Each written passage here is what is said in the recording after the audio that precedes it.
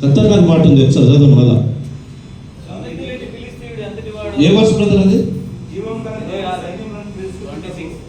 జీవం గల దేవుడు సైన్యం తిరస్కరించుటకు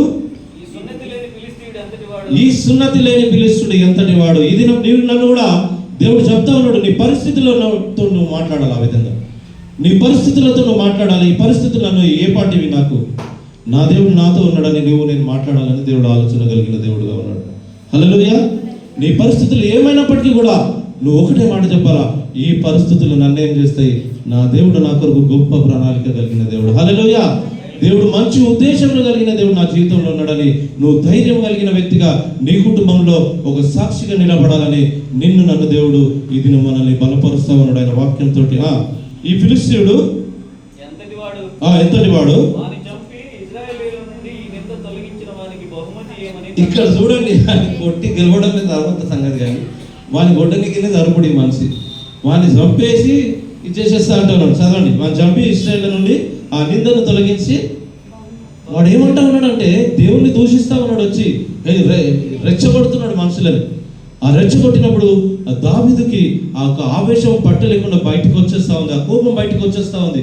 నేను ఆ పరిస్థితిలో కూడా వచ్చినప్పుడు కూడా కొంతమంది అన్యులు ఆ విధంగా మాట్లాడుతుండొచ్చు, ఈమె పెద్ద పోయింది, కులం ఇడిచేసి పోయింది, ఎక్కడికో పోతుంది, ఆదివారం కాగానే తయారైపోతా ఉంది, ఎక్కడో ఏమవుతుంది వాళ్ళ జీవితం, మనదే బాగుంది కదా వాళ్ళ జీవితం అని అనుకుండొచ్చు. అవునా కదా? మన జీవితంలో మన పరిసర ప్రాంతాల్లో మనుషులు కలిగిన ఆలోచనలు ఇవి ఉంటాయి. కానీ దావీదు కూడా తన జీవితంలో ఆ ఎదురున్నప్పుడు ఆయనకు అవసరమా? దావీదుకి అది అవసరమా? చెప్పండి, అవసరమా? మనకు అవసరం కదా, మనకు అవసరం కదా. మన ఇంట్లో అందరూ కూడా రక్షణ పొందాలా. మనం ఇప్పుడు కుటుంబంలో ఇంట్లో అందరం కూడా ఎంజాయ్ చేస్తా ఉన్నాము. ఒకరోజు పరలోకం పోవాల్సి వచ్చింది, అప్పుడు నువ్వు ఒక్కదాన్ని పోయి అక్కడ ఉంటే మంచిదా, నువ్వు ఒక్కరు పోయి అక్కడ ఉంటే మంచిదా? మనమందరం కూడా మన కుటుంబం పట్ల అటువంటి భారం కలిగి ఉండాలని, ఆ కుటుంబంలో ఒక విశ్వాసిగా కుటుంబాన్ని నడిపించే వ్యక్తిగా నువ్వు ఉండాలని దేవుడు నీతో నాతో మనతో మాట్లాడుతూ ఉన్నాడు.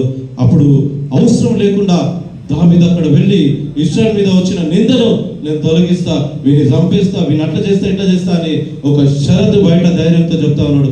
ఈ దినం నువ్వు కూడా నేను కూడా పరిస్థితులు కూడా వెళ్ళినప్పుడు ఆ విధంగానే మనం మాట్లాడినప్పుడు దేవుడు మనలో కార్యం జరిగిస్తూ ఉంటాడు. నువ్వు బలహీనపడి కృంగిపోయి క్షీణించిపోతున్నప్పుడు దేవుడు ఏం చేయలేడమ్మా, నువ్వు విశ్వాసంలో ఎదగాల, నమ్మకంలో ఎదగాల. అప్పుడే నీ జీవితంలో దేవుడు కార్యం జరిగిస్తాడు. నీ పరిస్థితులు గొల్లాతు అటువంటి వ్యక్తిని దావీదు ముందుట తుత్తునిలుగా దేవుడు చేసిన దేవుడు నీ సమస్యలను దేవుడు చేయలేడా? తప్పకుండా చేస్తాడు. అవునా కదా? నీ సమస్యల నుండి దేవుడు తప్పకుండా విడిపిస్తాడు. దావీదు చెప్తా ఉన్నాడు, చదవండి.